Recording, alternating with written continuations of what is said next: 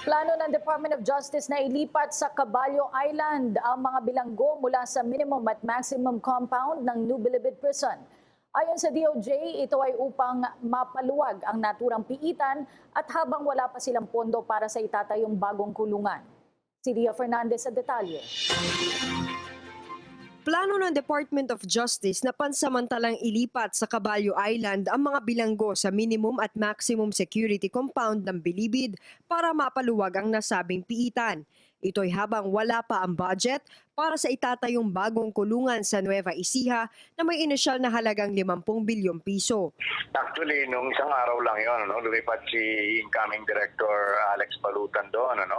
So nakita niya yung mga building doon, matibay pa, pwedeng gamitin talaga. Pag mga 100 inmates, baka pumwede. Maliban dito, plano rin ng DOJ na ilipat ang iba pang preso sa iba pa nilang kulungan. May 6 na penal colony sa buong bansa sa ilalim ng Bureau of Corrections.